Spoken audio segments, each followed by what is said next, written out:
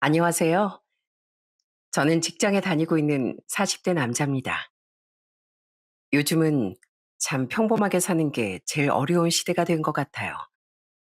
평범하게 자라 대학을 졸업하고 직장에 취직해 결혼하고서 자식을 낳고 키우며 노후까지 탄탄하게 흘러가는 이 길이 평범하지만 제일 어려워졌죠. 전 남들이 평범하다는 길을 잘 가고 있다고 생각했던 사람 중 한 명이었어요. 그런데 지금보다 더 높은 곳만을 원하는 사람 때문에 제 인생은 크게 달라졌어요. 인생의 가치관마저 변하게 만든 그 사람은 바로 제 아내였습니다. 어떤 일이 있었는지 여러분들께 알려드리려고요. 전 대전에서 칼국수집을 운영하는 부모님 밑에서 자랐습니다. 제 밑으로 3살 터울의 여동생이 있었고 부모님은 매일같이 장사를 하셨어요. 어릴 적엔 가게가 그다지 크지 않았는데 그러다 보니 돈을 많이 벌기 위해서 정말 새벽부터 늦은 저녁까지 부모님은 내내 식당 일에 매달리시곤 했습니다.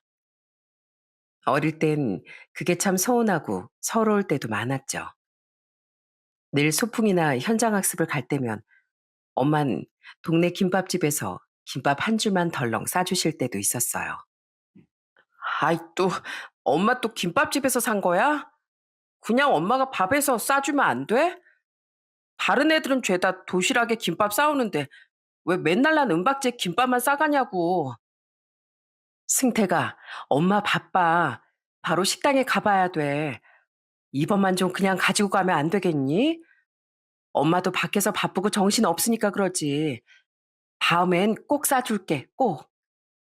맨날 다음에 언제 싸줄 건데? 그땐 저도 어린 마음에 엄마에게 투덜대며 화를 냈지만 사실 지금 생각해보면 엄마가 얼마나 마음이 아프셨을까 싶은 생각도 듭니다. 엄마 입장에선 사는 게 바쁘고 힘들다 보니 일일이 다 챙겨줄 수 없으셨던 거겠죠. 그러다 하루는 아버지가 시장에 오토바이를 타고 다녀오시다가 접촉사고가 나서 다치신 적이 있었어요. 그래서 아버지가 한동안 일을 하지 못하셨고, 제가 그때 엄마를 도와 칼국수집 일을 했던 적이 있었어요. 원래도 쉬는 날에 잠깐 일을 도와드렸기 때문에 별로 어렵지 않을 거라고 그땐 그렇게 생각했습니다. 그런데 막상 아버지처럼 오랫동안 일을 하다 보니 정말 장사라는 게 쉽지 않다는 걸 알겠더라고요. 저녁 시간 땐 정말 눈코 뜰 새 없이 바쁘지. 장사가 끝나고 나선 청소도 해야 되지. 한 번 제대로 앉아서 쉬지도 못했습니다. 그마저도 전 학교에 다녀오고 난 후에 일을 했던 거였는데 아침 새벽부터 일을 하는 부모님은 얼마나 힘드셨을까 하는 생각이 딱 들더라고요. 솔직히 그전엔 주말에 도와달라고 부모님이 부탁을 해도 못 들은 척 안 갔던 적도 많았습니다. 그런데 한번 그렇게 겪고 나니 부모님을 도와드리지 않을 수가 없더라고요. 그러자 제가 꼬박꼬박 쉬는 날에 가게로 가니까 부모님이 엄청 깜짝 놀라시기도 했습니다. 이야, 승택이 오늘도 왔어? 웬일로 요즘 주말에도 빠지지 않고 가게로 와? 뭐 용돈이라도 필요해? 아니에요, 아버지. 그냥 도와드리려고 온 거예요. 아예 아버지한테 솔직하게 말해도 돼. 뭐 얼마나 필요한데? 네 엄마 몰래 이 아버지가 용돈 좀 챙겨주랴? 아니라니까요. 아버지 여기 치우면 되죠? 제가 여기 치울 테니까 좀 앉아 계세요. 어린 저도 이 힘든 일을 엄마 아버지 두 분이서 내내 하고 있었다는 걸 느끼고 나서부턴 정말 저도 정신 차리고 부모님 일도 도와드리고 공부도 참 열심히 했습니다. 진짜 부모님이 사랑으로 그렇게 일을 하셨기 때문에 제가 학원에 다닐 수 있었던 거라고 생각을 하니 열심히 안 할 수가 없더라고요. 그렇게 정말 고등학교 땐 시간을 허투루 쓰지 않고 열심히 공부를 했고 그 덕에 전 좋은 대학에 진학할 수 있었답니다. 전 이 모든 게 부모님 덕분이라고 생각했어요. 그렇게 좋은 대학을 나와 전 중견기업에 취직을 할 수 있었고요. 취직 소식을 전했을 때 누구보다 기뻐하셨던 분도 바로 저희 부모님이셨죠. 승태가 합격했다면서? 장하다, 장해, 우리 아들. 역시 우리 아들 학교 갈 줄 알았어. 이제 마음 푹 놓고 지내라. 그래, 그동안 얼마나 마음고생 많았니. 엄마 고마워요. 다 엄마 덕분이에요. 아버지가 엄마 매일같이 물 떠놓고 기도한다고 얘기해 주셨는데 엄마도 앞으로 푹 주무세요. 제 걱정하시지 말고요. 으이구, 네 아버지 왜 쓸데없이 애 걱정하게 그런 소리를 해가지고선. 그래, 승태가 이제 엄마가 마음이 놓인다, 놓여. 우리 승택이 앞으로 잘 될 거야. 얼마나 열심히 사는 앤데 잘 되고 말고. 그렇게 부모님의 응원을 받으며 중견기업에 입사하고서 전 정말 열심히 일했습니다. 제가 열심히 일하면 부모님께서 좀 더 편하게 사실 수 있을 거라 생각했거든요. 그렇게 일을 시작하고서 한 5년쯤 지났을 때 저희 집에도 정말 뜻밖의 소식이 들려왔습니다. 바로 가게를 확장 이전한다는 소식이었어요. 사실 그전까진 소소하게 작은 규모로 칼국수 집을 운영하셨는데 어느 순간 맛집으로 소문이 나면서 찾아오는 손님들이 꽤 많아졌어요. 그래서 좀 넓은 곳으로 확장 이전을 한다며 부모님은 말을 하셨죠. 전 그런 부모님의 열정에 조금이라도 보탬이 되어드리고 싶었어요. 그래서 그동안 모아둔 돈으로 새로 싹 가게 인테리어를 해드렸어요. 그걸 보고선 엄마 아버지가 얼마나 좋아하셨는지 모릅니다. 새로 오픈을 하고서 저도 그날은 도와드리러 갔었는데 너무나 민망하게도 엄마 아버지께서 자꾸 오는 손님들한테 자랑을 하시는 거였어요. 다른 게 아니고 아들이 인테리어를 해줬다는 그걸 자랑하셨답니다. 어머, 사장님, 가게도 옮기시고 전보다 엄청 좋아졌네요. 그죠? 이거 다 우리 아들이 해줬어요. 이게 한두 푼도 아닌데 아들이 직접 돈 모은 걸로 싹 다 해줘가지고 우리 돈은 한 푼도 안 들었어요. 어머나 세상에. 사장님 엄청 효자 아들 두셨구나. 그러게요. 아들이 이렇게 마음이 깊고 효심이 가득한지 저희도 이번에 알았네요. 그러면서 엄청 뿌듯해 하시는 엄마 아버지를 보면서 민망하면서도 참 기뻤습니다. 가게가 잘 돼 이전했다는 것보다 아들이 이렇게 뭔가 해줬다는 거에 더 기뻐하는 모습을 보며 전 더 좋은 아들이 되어야겠다는 생각을 그때 참 많이 했던 것 같아요. 그 뒤로도 전 정말 열심히 일을 해 회사에서도 점점 인정을 받게 되었고 연봉도 차근차근 높일 수 있었습니다. 물론 운도 뒤따라줬겠지만 전 정말 많이 노력을 했어요. 제 노력이 빛을 본 건지 또래보다는 많은 연봉도 받을 수 있었죠. 그렇지만 사회적으론 어느 정도 탄탄한 기반을 잡고 있었음에도 결혼은 참 쉽지 않더라고요. 일에 몰두하다 보니 좋은 사람을 만날 기회가 생각보다 적었고요.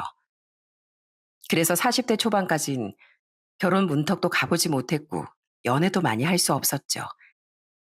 그러다 회사에서 사회 환원 사업으로 하는 봉사활동으로 유기견 센터로 간 적이 있었습니다. 그곳에서 한 여자를 만나게 되었어요. 개인적으로 봉사를 왔던 사람이었는데 유기견들을 너무 애정어린 눈빛으로 돌보는 모습이 참 인상 깊었습니다. 사실 동물 좋아하는 사람치고 나쁜 사람 없다는 말도 있잖아요. 그러다 보니 이 사람에 대한 이미지가 참 좋게 남아 있었어요. 그러다 그날을 계기로 전 봉사를 갔던 유기견 센터에 종종 혼자 봉사를 가게 되었고, 그러면서 그 여자를 자주 마주하게 되었죠. 그리고 그 여자와 점점 친해지게 되었고요. 그런데 그 여자분이 진짜 외모도 예뻤고 키도 크고 늘씬했는데 하는 행동은 정말 털털하고 수탈하더라고요. 그런 반전 매력에 전 마음이 더 갈 수밖에 없었죠. 그 뒤로 적극적인 저의 구애로 그 여잔 제 여자친구가 됐답니다. 저보다 7살이 어렸던 그녀는 과거에 배우의 꿈을 가지고 있었던 사람이었어요. 종종 대역 배우로 TV나 드라마에 나왔다고 했는데 사실 전 본 적은 없었거든요. 어쨌든 10여 년을 넘게 배우의 꿈을 키우다가 포기하고 직장에 다니고 있던 사람이었죠. 여자친구와 연애를 하면서도 참 사람이 애교도 많고 성격도 밝아 참 좋았습니다.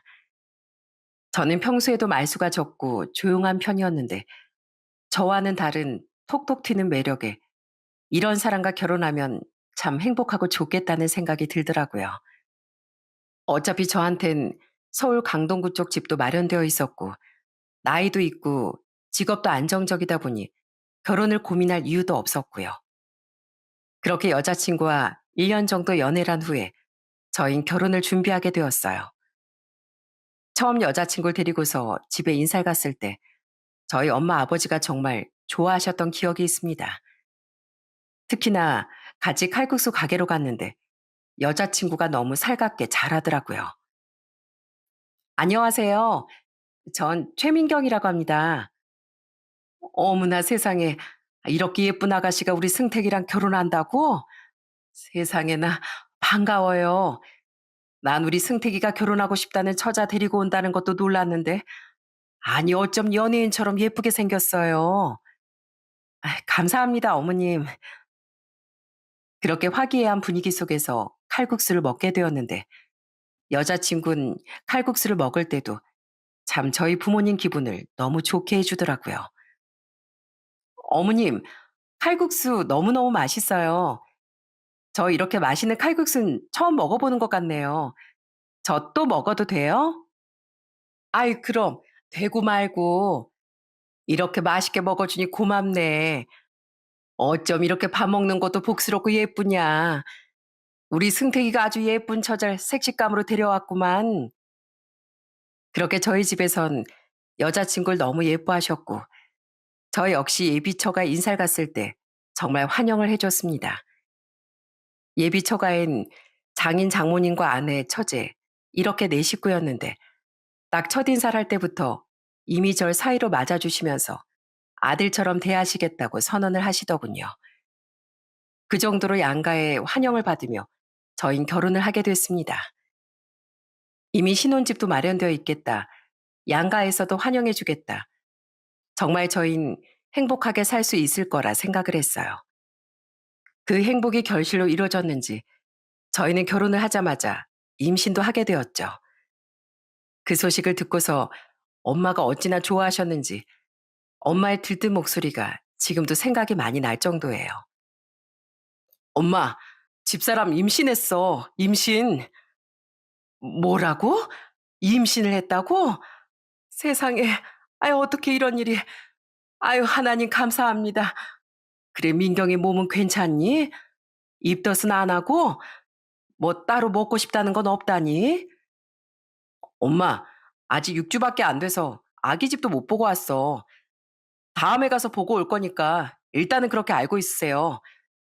다음 주에 집에 가기로 했는데 아무래도 가긴 어려울 것 같아서 미리 말하는 거야. 그래, 그래. 아이, 몸이 제일 중요하지 무슨 집에 오는 게 중요해. 네가 옆에서 잘 챙겨줘야 한다. 어쩜 이렇게 기쁜 소식이 빨리 온다니. 내심 속으로 바라긴 했다만 이렇게 빨리 소식이 들릴 줄이야. 꿈에도 생각 못했어. 정말 축하한다 아들. 그렇게 저흰 예비 부모가 되었답니다. 아는 임신을 하고서 입덧이 심하다 보니 직장을 그만둘 수밖에 없었어요. 전 그런 아내를 살뜰하게 챙기면서 직장 생활을 했고요. 초반엔 입덧 때문에 몸무게도 좀 많이 빠지고 그랬는데 3개월이 지나니까 서서히 입덧도 없어지고 아내 컨디션도 많이 좋아지더라고요.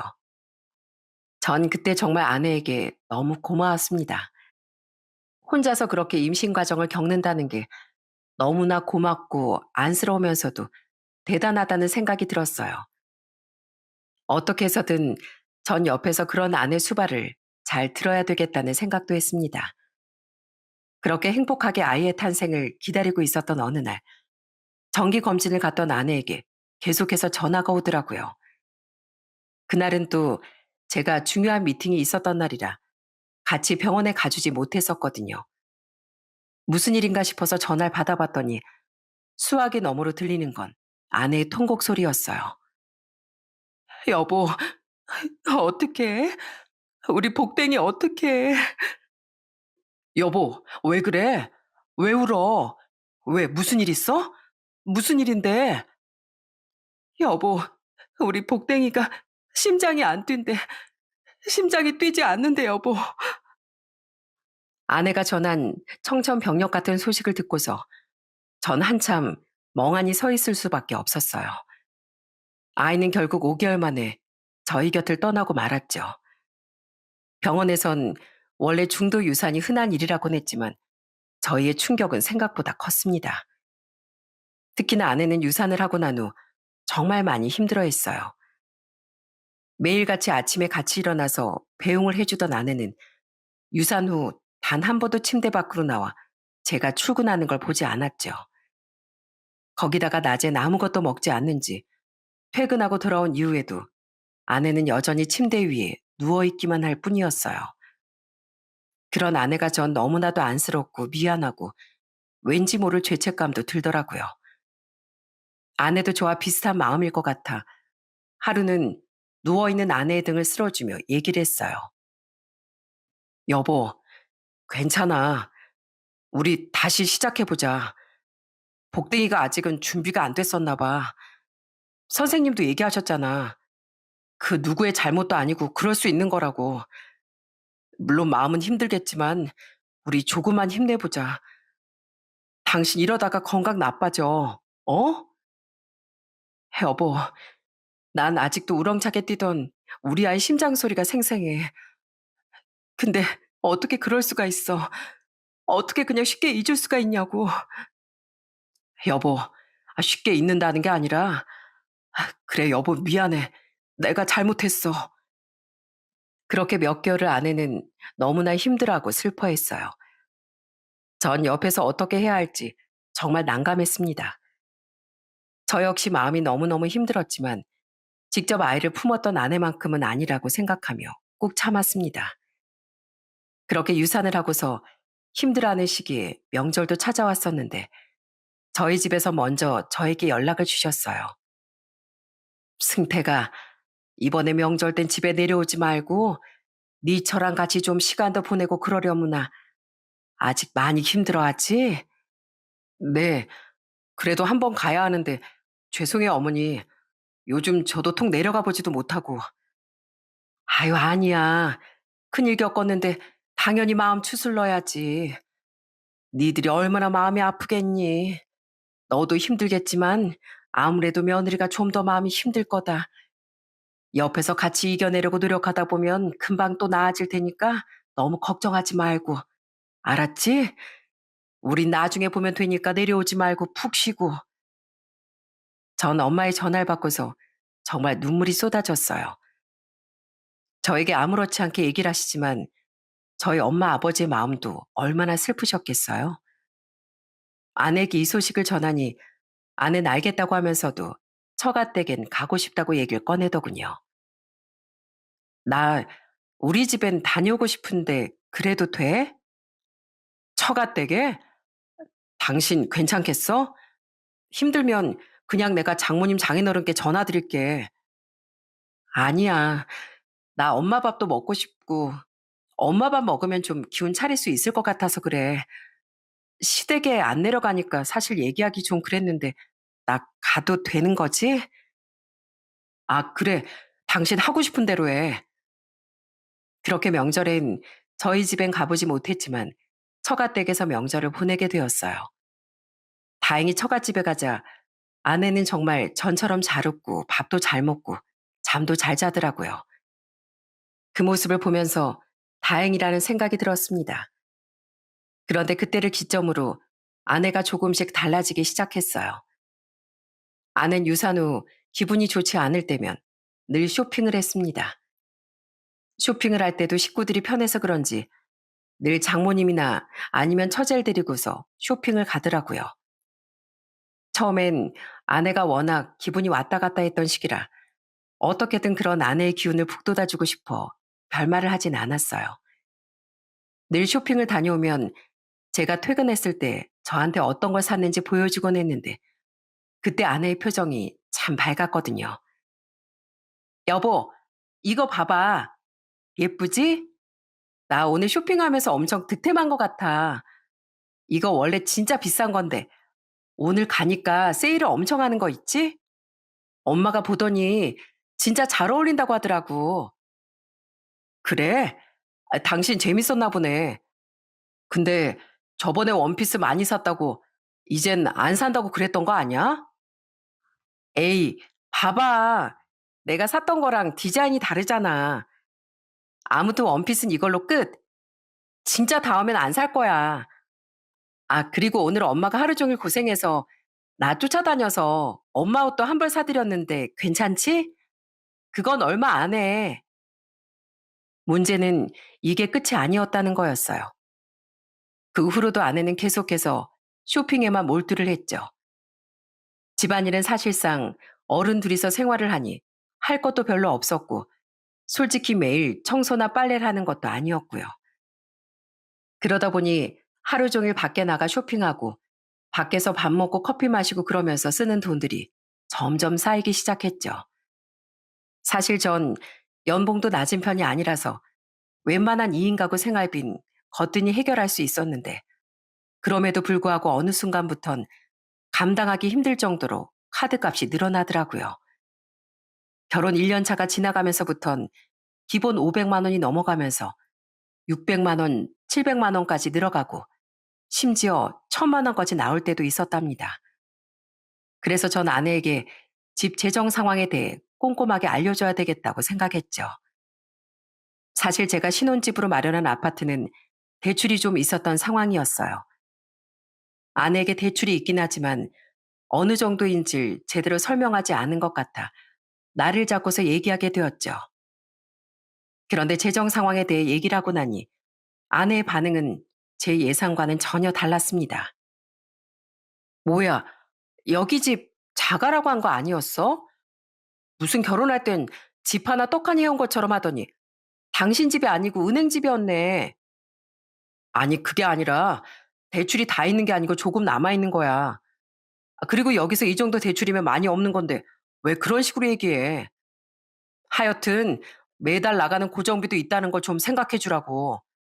당신 그 카드 쓰는 건 좋은데 너무 과하게 쓰는 것 같아서. 내가 무슨 과하게 쓴다고 그래. 내가 쓸데없는 데 쓰는 것도 아니고 다 필요한 물건 사는데 쓰는 거잖아. 그거 가지고 이렇게 이래라 저래라 하는 건 좀 아니지 않아? 아휴, 아무튼 알겠어. 이제 당신 대출 많이 남아있다는 거 알았으니까 참고할게. 전 아내 반응에 좀 당황스럽긴 했지만 그래도 참고하겠다고 했으니 그 뒤론 좀 변할 거라고 기대를 했습니다. 그런데 아내는 전혀 달라지지 않았어요. 오히려 더 심해지기만 했죠. 그러다 얼마 후 처제가 결혼을 앞두고 있던 날이었어요. 그래도 언니라고 뭐라도 해줘야 하지 않겠냐길래 그냥 가전제품 하나 해주라고 얘기를 했습니다. 솔직히 이렇게 말을 하면 어느 정도 금액을 생각하게 되지 않나요? 그런데 아내는 진짜 무슨 한도도 생각 안 하는지 그날 엄청나게 카드를 긁더라고요. 회사에서 일을 하고 있는데 계속 문자가 뜨는 거였습니다. 냉장고 몇 백, TV 몇 백, 세탁기 몇 백, 이러면서 계속 결제가 되는데 나중에 카드 대금이 대체 얼마냐고 물어보니까 총 1,900만 원이 나온 거였어요. 와, 그걸 보고서 화가 안 날 사람이 어디 있겠습니까? 전 바로 회사에 반차를 내고 그 매장으로 달려가 다 취소를 해버리고 말았어요. 그 사실 알고서 처갓집에서부터 얼마나 난리가 났는지 모릅니다. 장모님부터 전화가 오기 시작했죠. 자네, 자네 어떻게 우리 딸 혼수 사준 거 가지고 그렇게 째째하게 다 취소하면 어쩌는가? 당장 신혼집에 들어갈 것만 급하게 산 건데. 아니, 얘기라도 좀 하고서 취소하면 되지. 일정 다 맞춰서 산 건데 취소하면 어떡해? 장모님, 카드를 쓰시기 전에 저한테 먼저 얘기를 하셨어야죠. 어떻게 아내만 믿고 그걸 홀라당 다 써버리십니까? 제가 얼마나 깜짝 놀랐는지 아세요? 아무리 그래도 그렇지. 직접 매장 가서 다 취소했다며? 아휴, 매장에서 나한테 전화 와선 얘기해 주는데 내가 얼마나 창피했는지 알아? 아휴, 정말 치졸해가지고 진짜. 아유, 됐네. 자네 그렇게 안 봤는데 사람이 참. 그러더니 뚝 하고 끊어버리는 장모님의 전화를 보면서 정말 어처구니 없고 화가 나더군요. 그리고 아내는 그날 이후로 저한테 말도 잘 걸지 않더라고요. 아니, 화낼 사람은 따로 있는데 지금 뭐 하자는 건지 정말 속에서 열이 부글부글 끓어올랐어요. 그런데 진짜 웃긴 게 뭔지 아세요? 아내는 그렇게 저랑 냉전 상태에 있었음에도 제 카드를 쓰고 다니는 거였습니다. 진짜 도대체 절 뭘로 보고 그러는 건지 너무 황당하더라고요. 그래서 전 그날 아내에게 딱 얘기를 했죠. 당신 내 카드 내놔. 앞으로 카드 내 거 쓰지 말고 생활비 줄 테니까 그거 안에서 써. 당신 계좌로 넣어줄 테니까. 뭐? 당신 지금 뭐 하자는 거야? 내가 지금 돈 안 번다고 째째하게 이러는 거야? 돈 안 번다고 그러는 게 아니라 솔직히 얘기 좀 해보자. 솔직히 나 혼자 돈 버는데 어떻게 당신 아무렇지 않게 그렇게 다 쓸 수가 있어? 아끼고 모아서 나중에 미래를 위해 쓸 생각은 안 하는 거야? 내가 무슨 미래를 생각을 안 해. 나도 다 쓸만하니까 쓰는 거라고 했잖아. 그리고 당신이 먼저 동생 혼수 사주라고 한 거 잊었어? 근데 지금 뭐 하자는 거야? 그것도 정도 것이지. 한두 푼도 아니고 거의 2천만 원 가까이 쓰는 게 말이 된다고 생각해? 하여튼간 당장 카드 내놔. 안 주면 내일 바로 분실 신고할 거니까 그렇게 알고. 결국 저희는 그날 이후로 서로 대면대면하게 지내게 되었어요. 정말 이제 결혼한 지 1년이 지나고 2년 차가 되고 있었는데 어떻게 그 천사 같던 아내가 이렇게 변한 건지 너무 답답하더라고요. 아무리 유산 후 충격이 컸다지만 이 정도까지 변할 수가 있는 건지 싶었습니다. 그래서 그 뒤로 생활비를 줄여서 주니 나름 아는 열심히 그 안에서 생활비를 쓰고 살림도 하고 잘 지내더군요. 전 아내가 이제야 좀 정신 차리고 전처럼 돌아가는구나 생각했어요. 거기다 저랑은 말은 안 하면서도 아내는 중간중간 저희 집에도 연락하고 지내더라고요. 그 모습을 보면서 약간 제 화가 좀 누그러지기도 했고요. 그러면서 처제 결혼할 때 따로 두둑하게 추기도 하고 소소하게 가전제품도 사서 보내줬어요. 그랬더니 또 아내도 마음이 풀렸는지 점점 다시 예전처럼 잘 지내게 되었죠. 그렇게 한 5개월쯤 지났을 무렵 저에게 신변에 큰 변화가 생기고 말았습니다. 제가 40대 중반이 되면서 부장으로 승진까지 했는데 갑자기 그때쯤 회사가 휘청거리기 시작한 거였습니다. 구조조정 바람이 불었고 임원들부터 사원들까지 정말 많이 권고사직을 당했어요.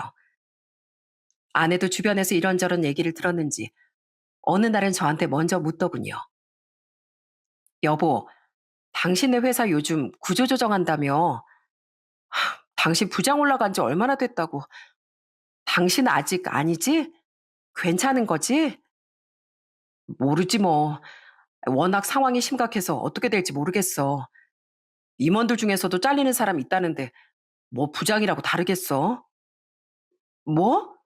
설마 당신 이제야 승진했는데 그런 사람을 자를 리가 아니지? 아닌 거겠지? 당신 진짜 회사 잘리기만 해봐. 어떻게든 버텨야 돼. 알았지? 걱정을 하며 말하는 아내를 보면서 사실 이게 절 위한 걱정인지 아니면 본인을 위한 걱정인지 좀 헷갈렸어요. 그래서 뭔가 아내의 마음을 좀 알아야 되겠다는 생각이 들었습니다. 그러다 얼마 뒤 전 아내에게 충격적인 소식을 전하게 되었어요. 바로 제가 구조조정으로 회사를 그만두게 되었다는 소식이었죠. 그런데 그 소식을 듣고서 아내의 얼굴은 아주 새하얘졌습니다. 뭐? 진짜야? 진짜로 당신 구조조정 당했다고? 정말? 그래. 회사가 어려운데 어쩔 수 없겠지. 당신은 걱정하지 마. 내가 어떻게든 먹여 살릴 테니까. 그런데 제가 아무리 옆에서 걱정 말라고 얘기를 해도 아낸 그 뒤로 아무런 말을 저한테 하지 않았습니다. 솔직히 구조조정을 당한 건 전데 절 좀 위로해야 하지 않나요? 애가 있는 것도 아니고 어른 둘이서 생활할 거면 사실 어렵지 않을 거라 생각했거든요. 그런데 아내는 엄청나게 충격을 받은 것처럼 하루 종일 말도 안 하고 밥도 제대로 먹지 않더라고요. 그리고 그 다음날 정말 전 오랜만에 늦잠을 자고 있었어요. 어차피 출근을 안 해도 되니까 편하게 자고 있는데 누군가가 절 흔들어 깨우는 거였죠. 그건 바로 아내였어요. 여보, 여보, 당신 좀 일어나 봐. 어? 일어나 보라고. 왜?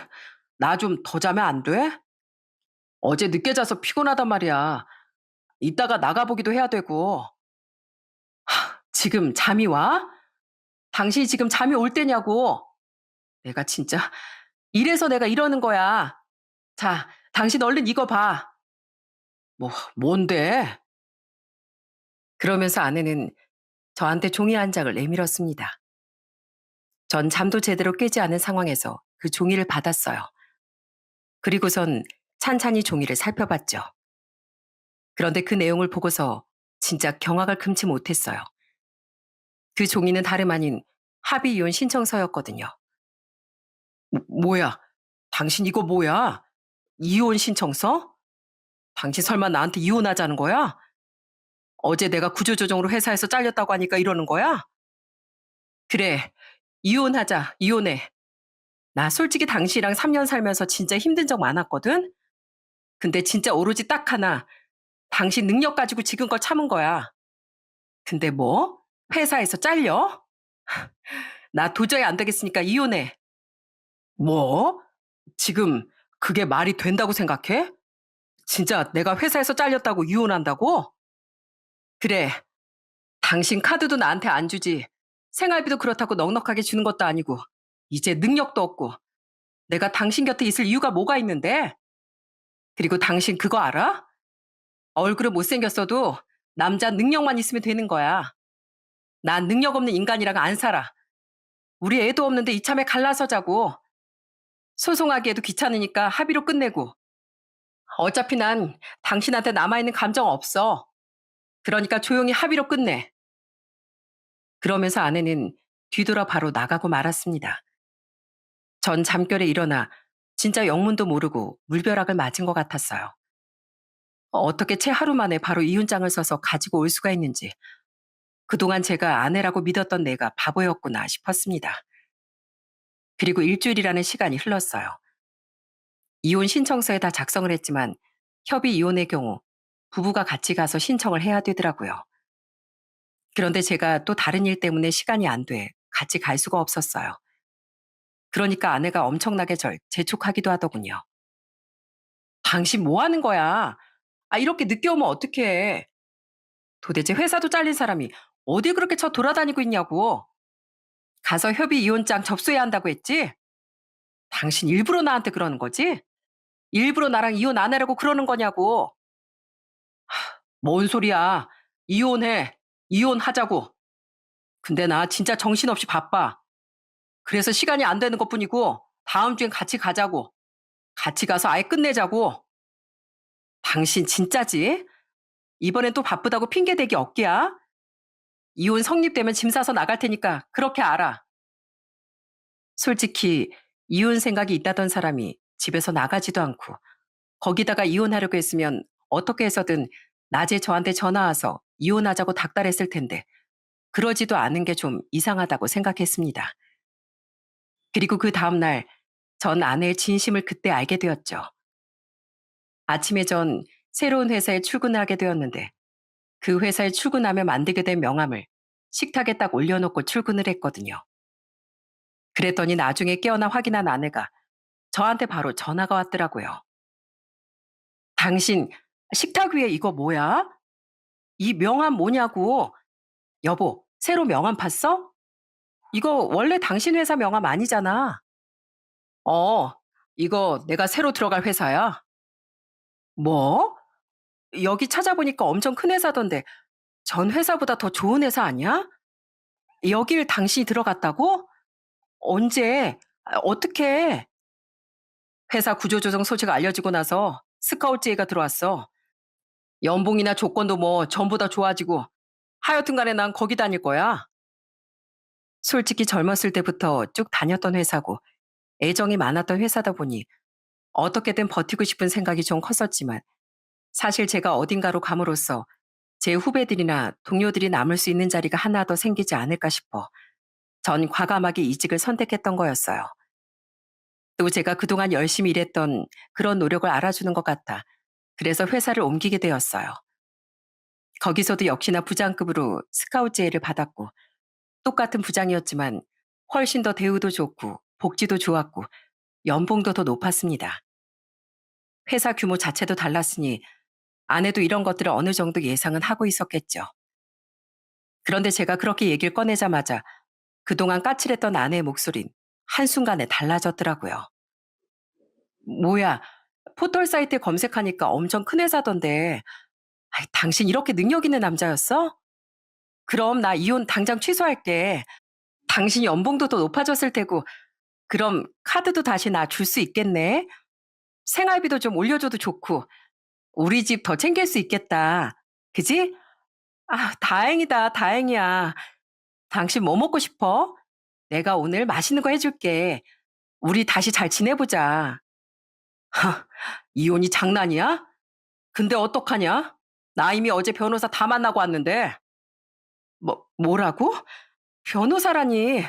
아이, 내가 진짜 뭐 이혼하자고 하는 말인 줄 알았어? 그런 거 아니야. 그냥 해본 말인데 뭘 그렇게 심각하게 생각해. 그래, 네가 그렇게 말만 이혼하자고 할 줄 알았어. 근데 어쩌냐?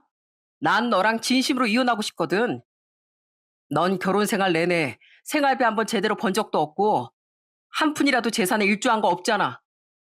거기다가 네 말대로 우리한테 애가 있는 것도 아니고 그렇다고 네가 직장 생활한 것도 아니고 남편한테 내조한 것도 아니잖아. 저녁밥 제대로 차려준 적 몇 번이나 있냐고. 지금껏 넌 내 돈만 뜯어갔잖아. 아냐? 생각해보니까 넌 재산분할 아무것도 안 하고 나가도 될 것 같네. 지금 사는 이 집도 내 집이잖아. 네가 올 때 10원 한 장이라도 들고 왔냐? 여보, 아이, 왜 그래? 왜 그래 무섭게? 나 그냥 해본 말이었어. 그냥 순간적으로 화나가지고 해본 말이었다고.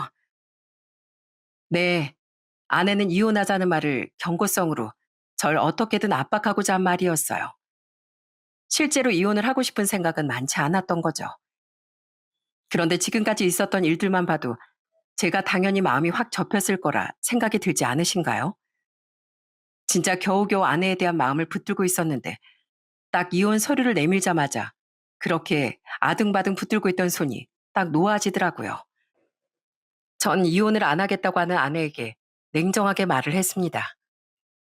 이혼하기 싫다고? 그래도 어쩌겠어. 당신 싫으면 소송이라도 해야지 뭐. 당신 지금껏 사치하고 생활비 펑펑 쓰고 그런 거 다 유책 사유로 소송도 된대. 당신이 그렇게 버티고 있으면 어떻게든 내가 소송해서 이혼할 거거든. 그러니까 그렇게 알고 당장 짐 싸서 나가. 퇴근하고서 당신 얼굴 보면 진짜 내 기분 더러울 것 같으니까. 나 두 번은 얘기 안 한다. 알았지? 그리고선 전 전화를 끊어버렸습니다. 솔직히 속이 후련하더라고요. 그동안 아내 기분 맞춰주느라 눈치도 많이 봤었는데 이젠 전혀 그럴 필요도 없다고 생각하니 진짜 속 시원하더라고요. 아내에게서 계속 연락이 왔지만 전 다 차단해버렸습니다. 그리고 퇴근을 하고서 집에 딱 들어갔는데 문을 열자마자 보인 기가 막힌 광경에 헛웃음이 절로 나오더라고요. 저희 집에 장인 장모 처제까지 다 와 있었어요. 거기다가 거실엔 떡하니 밥상까지 차려놓고 절 기다리고 있더라고요. 제가 딱 들어가니까 장인과 장모 처제까지 합세해 저한테 알랑방귀를 끼는데 참 어처구니가 없더군요. 아이고, 오서방 왔나? 일하느라 피곤했지. 얼른 앉게나. 자네가 좋아하는 음식 자네 장모가 오늘 열심히 차렸네. 안 그래도 힘들 것 같아서 다음에 올까 하다가 마침 또 좋은 술이 들어와서 내가 자네랑 한잔하려고 가지고 왔네. 자네가 또 술 맛을 기가 막히게 알지 않는가? 맞아, 맞아. 우리 오서방이 그런 거 또 잘 알지. 오서방, 피곤하지? 얼른 밥 먹어. 내가 자네 좋아하는 거 얼마나 많이 해왔는지 몰라. 우리 민경이가 자네 기분을 나쁘게 했다며? 내가 아주 홍군형을 냈어. 그러니 자네 기분 풀고 이거 먹고 화해하면 안 될까? 형부, 저희 언니 한 번만 용서해 주세요. 언니가 아직 철이 없어서 그래요. 아참, 형부 이직하셨다면서요? 거기 엄청 큰 회사던데 축하해요. 제가 형부 이직 기념으로 축하 파티 하려고 케이크까지 사왔는데 밥 먹고 같이 먹어요. 그래, 그래. 우리 축하 파티도 해야지. 우리 오서방 이렇게 일이 잘 풀렸는데 당연히 파티해야지. 얼른 앉게나 앉어. 그렇게 아무렇지 않게 행동하는 처갓댁 식구들을 보면서 정말 가지가지 한다는 게 이런 거구나 하는 생각이 들더군요. 그리고 그 사람들에게 전 웃으며 얘기를 했어요. 아, 참. 사람 이래서 잘 되고 봐야 한다더니만 다 모여있으니까 차라리 잘 됐네요. 좋습니다. 이참에 할 얘기 끝내죠. 할 얘기라니, 오서방. 우리 민경이가 감정이 격해져서 이혼하자고 했다면서. 그거 다 진심 아니야. 민경이가 자기 감정을 잘 조절하지 못해서 그런 거야. 내가 애미로서 사과할게. 그러니까 자네 조금만 더 생각해보게. 생각이요? 어떡하죠? 이미 버스 떠났는데요. 제가 뭐 거지들 먹여 살리는 자선사과도 아니고 언제까지 제가 돈 대주고 그럴 순 없지 않습니까? 뭐, 뭐 거지들? 거지라니. 우리더러 지금 거지라고 하는 거야? 네. 그럼 누구한테 거지라고 하겠어요? 그러자 제 말에 장인, 장모, 처제 모두 얼굴이 울그락불그락 변하며 화를 참지 못하더군요. 그동안 그렇게 돈줄로 볼 땐 언제고 제가 사실대로 말하니 화를 내는 게 정말 웃겼어요. 그런 세 사람에게 전 당당하게 얘기를 했습니다. 다들 좀 정신 차려서 사세요. 한 명은 연기한다면서 제대로 연습하는 것도 아니고 그렇다고 뭐 하나 해보려는 생각도 없고 또 그 동생이란 사람은 결혼해서 시댁에서도 남편한테서도 인정 못 받아 이혼한 애 만회하고 앉아있고 거기다가 엄마라는 사람은 뒤에서 딸들 조종해서 사이들 등골 빼먹으려고 하고 거기다 아빠라는 사람은 이런 아내 딸들 보면서도 한 번 제대로 말도 하지도 않고 이런 집안이 거지들이 아니면 뭡니까? 뭐? 자네 지금 말 다 했는가? 어떻게 우리한테 그런 말을 해? 아무리 그래도 그런 말 함부로 하는 거 아니지. 그럼 이런 소리 들으셨으니 이혼하라고 하셔야죠. 아니, 그건 또 그런 건 아니지만서도 자네가 화나서 그렇게 말하는 건 이해한다만 우리가 또 그진 아니니까. 그렇다고 이혼하라고 못하시네요. 아마 제 돈으로 앞으로 쭉 생활해야 하니까 그러시는 거 아니세요? 절 돈줄로 봤는데 제가 이렇게 도망가려고 하니까 저 잡아두려고 오신 거 아니냐고요. 근데 저 앞으로는 절대 안 당합니다. 아니, 못 당합니다. 더 이상 제가 드릴 말은 없을 것 같으니까 이만 나가주시죠. 여기 제 집인 거 아시죠? 오늘은 생각지도 못하게 오셨지만 다음번에 또 이렇게 몰래 찾아오시면 그땐 경찰을 보시게 될 겁니다. 그러니 좋은 말로 하실 때 나가시죠. 그러자 가만히 있던 아내가 나서서 저에게 빌고 또 빌었어요. 여보, 여보 왜 그래?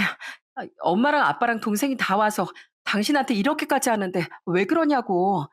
어? 내가 잘못했어. 내가 진짜 잘못했어. 다신 나 이혼하자는 소리 함부로 안 꺼낼게. 제발. 어? 나 좀 용서해줘. 용서? 야, 네가 지금껏 한 짓을 생각해봐. 그래놓고 무슨 용서야? 네가 여태껏 한 짓이 너랑 나 사이 건너지 못할 강을 만들어 놓은 건데 용서라니 말 같지도 않게. 됐고, 네 식구들 싹 다 데리고 꺼져. 안 그러면 너 지금까지 했던 모든 거 다 유책사로 넣어서 위자료 두둑하게 챙길 거니까 썩 꺼지라고. 여보, 나 두 번은 말 안 한다고 했다. 당장 나가. 결국 아내는 자기 식구들을 데리고서 집 밖으로 나가게 되었습니다. 그제서야 왕왕거리던 제 머릿속도 조용해졌어요. 사람이 정말 화가 머리끝까지 나면 이렇게까지도 말할 수 있는 거구나 싶을 정도로 그날은 참 저에게도 잊지 못할 날이 되었습니다. 그 뒤로 전 이혼 소송을 하게 되었고 사실 재산 분할이라고 할 것까지도 없었어요. 애초에 집은 결혼 전에 형성된 제 재산이었고 그렇다고 이후에 형성된 재산에 아내가 크게 기여한 바도 없었기 때문에 아내 손에 쥐어진 재산은 그다지 크지 않았죠. 사실 한 푼도 나눠주고 싶지 않았지만 그냥 더 분쟁을 이어나가봤자 저만 피곤하고 거지 동냥한다고 생각하고서 죽어서 끝내버렸네요. 나중에 저희 부모님께 모든 사실을 말씀드리니 그동안 제가 오해하고 있었던 게 있었던 걸 알았습니다. 사실은 그동안 아내가 저희 부모님께도 잘한 게 아니었더라고요. 부모님은 오히려 제가 돈 가지고 유세 부려서 서로 사이가 안 좋은 걸로 알고 계셨어요. 아내는 은근슬쩍 부모님께 제가 그런 식으로 말을 한다며 매번 전화할 때마다 흘렸다더라고요. 부모님은 아내 말을 다 믿은 건 아니셨지만 전 정말 아내가 어떻게 이런 짓까지 했을까 싶어 소름이 끼쳤습니다. 그렇게 아내는 제 전 아내가 되었고 마침내 그 질긴 인연은 끝이 나버렸어요. 4년간의 짧다면 짧은 시간이지만 전 그 시간이 제 인생을 정말 확 바꾸게 한 결정적인 사건이라고 생각합니다. 그 뒤로 전 아내는 종종 저한테 후회한다며 연락이 오지만 전 냉정하게 다 끊어버렸어요. 사실 지금은 전 결혼이라는 건 생각하지 않고 열심히 제 일을 생각하면서 그렇게 지내고 있답니다. 제 여동생이 얼마 전 결혼을 하고 바로 아이도 낳았는데 매제가 참 착하고 좋은 사람이에요. 늦은 나이에 서로 인연을 만나 결혼해 알콩달콩 사는 모습을 볼 때면 아, 나도 저렇게 행복하게 살 수 있지 않을까라는 생각이 잠시 잠깐 들 때도 있지만 아직까진 결혼은 마음이 가진 않네요. 그나마 다행이라면 부모님께 여동생이라도 손주를 안겨드렸다는 게 참 다행이다 싶습니다. 지금도 여전히 저희 부모님은 칼국수 집을 잘 운영하고 계세요. 아침 새벽부터 식당에 나가 저녁 마감까지 줄곧 일을 하시는데 이젠 제발 좀 휴식도 가지시면서 노을 즐기셨으면 좋겠다는 생각에 제가 한번 얘기를 꺼낸 적도 있었어요. 그런데 아버지께서 극구 가게 문 닫는 걸 반대하시더군요. 사람이 언제 늙는지 알아? 잊혀질 때 늙는 거야. 잊혀질 때.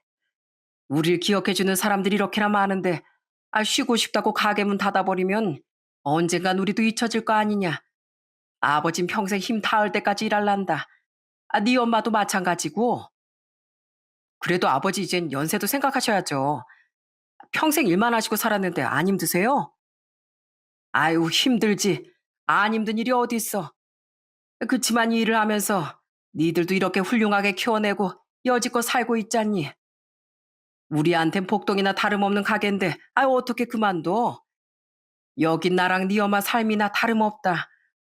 그러니 자꾸 그만두라 하지 말어. 그렇게 아버지의 진심을 알고 나서부턴 가게 문을 닫으라고 하진 않고 있습니다. 아버지 엄마의 삶인 가게를 건강하게 그리고 행복하게 잘 운영하실 수 있도록 저라도 종종 찾아뵙고 도와드리려고요. 아마 이 사연을 들으시는 분들 중에서도 지금 하고 있는 일이 자신의 삶 그 자체라고 생각하시는 분들도 많으실 거라 생각합니다. 직업엔 귀천이 없듯 여러분들의 일도 정말 소중하고 훌륭한 일일 겁니다.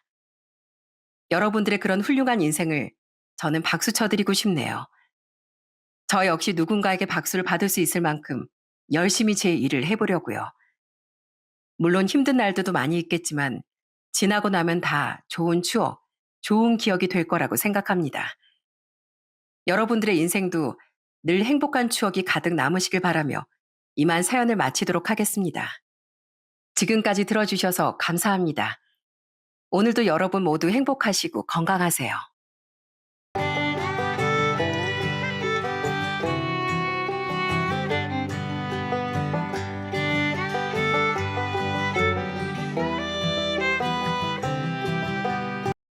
안녕하세요.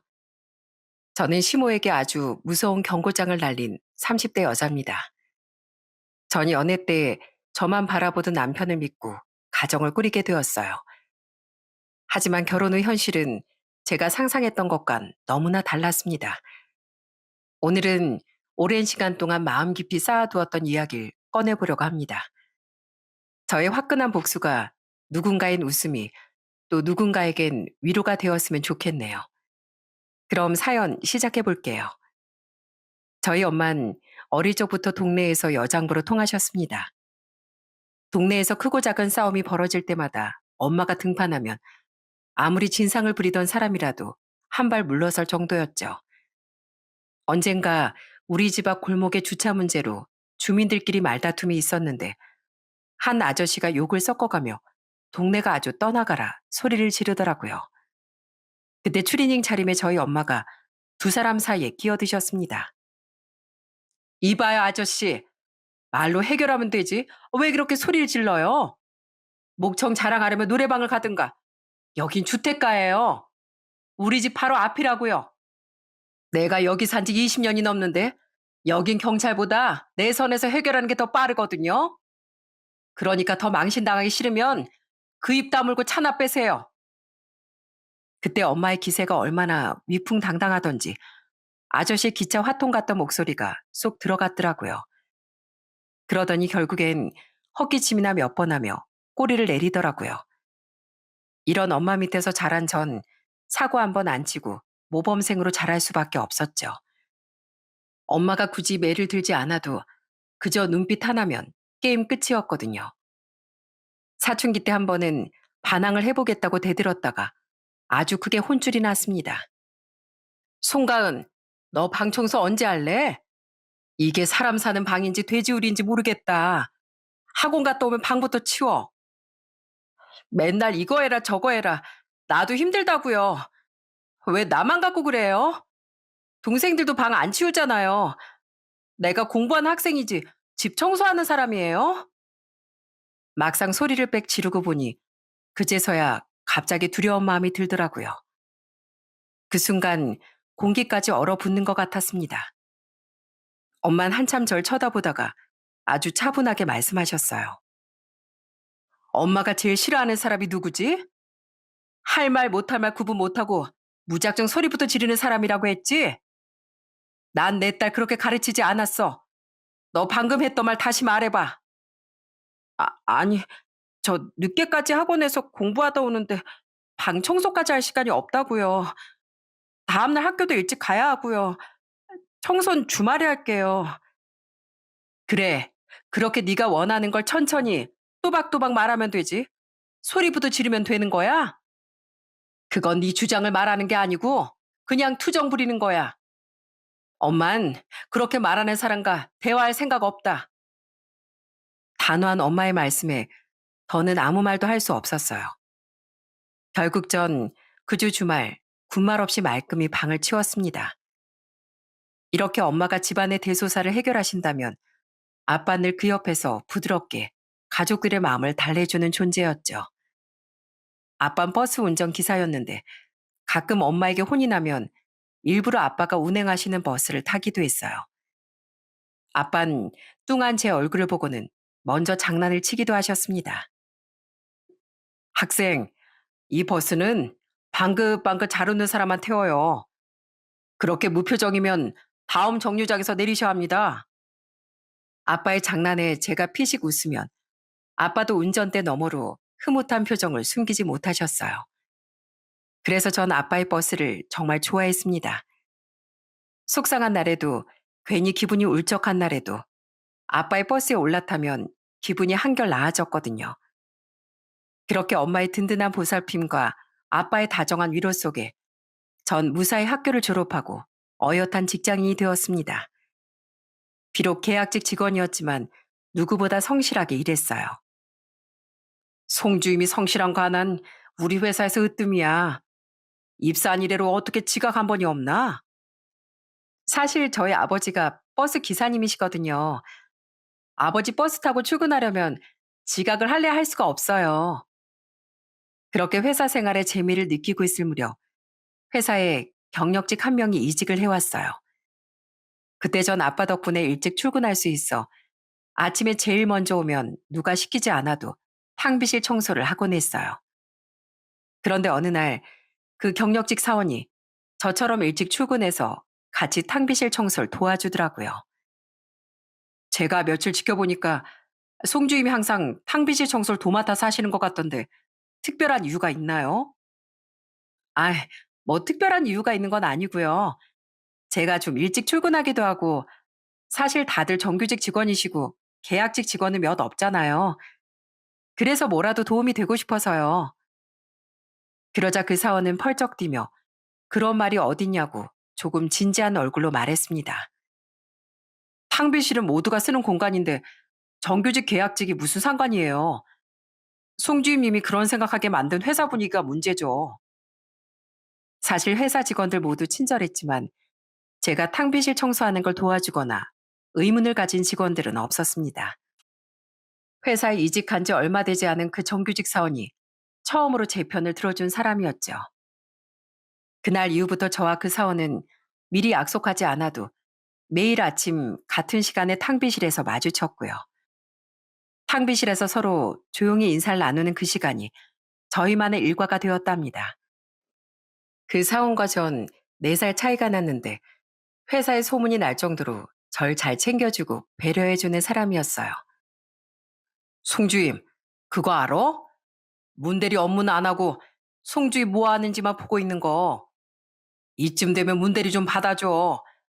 젊은 청춘이 좋다는 게 뭐야. 재고 따지지 말고 한번 만나보는 거지. 부장님, 왜 그런 말씀을 하세요? 아니에요. 그냥 대리님이 성격이 좋으셔서 챙겨주시는 거예요. 하지만 저도 은근슬쩍 대리님의 마음을 알고 있었습니다. 제가 청소를 하든 정수기를 갈든 제가 힘들어하기 전에 먼저 해결해주는 사람이었거든요.